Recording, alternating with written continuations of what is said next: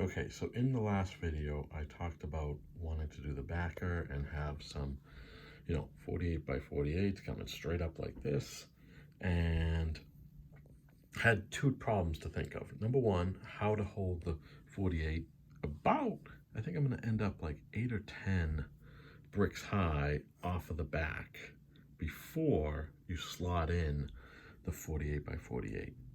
So I was like, that's going to be a big tipping point, right? It's going to want to tip back or tip forward, whatever. It's not going to want to stay straight up without a little help. So what I thought of is, number one, I got to tie the 48 by 48 into this thing, right? Into this cribbing. Well, right now it's cribbing, but eventually it'll be something a little more, beautiful for the back cave. And this is going to be held on by just jumper plates. So is a 48 by 48 gonna, push that off of that? I think it will. So therefore, what I came up with is a way to create the structure so that, number one, this ties into the cribbing, okay?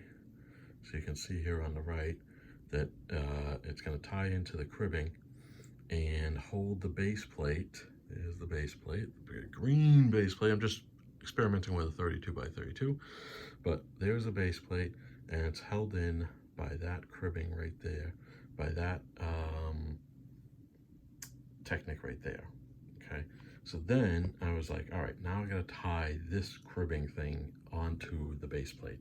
So here is what I came up with. So this, now we have the structure that ties the cribbing, the temporary cribbing, to the base plate by way of these push pins. That makes it easy to take in and out. And then on the actual plate, we have one of these little axle guys coming out of it, and that's going to provide the structure and the connection points for the Technic beam or Technic lift arm going up and down there to be able to hold that. So then I thought, okay, now I want to hide that. So I built this kind of extension that comes out of the side, which I probably will extend further down the plate there just so it looks better and not just some sidewall coming out randomly. So that's where I ended up.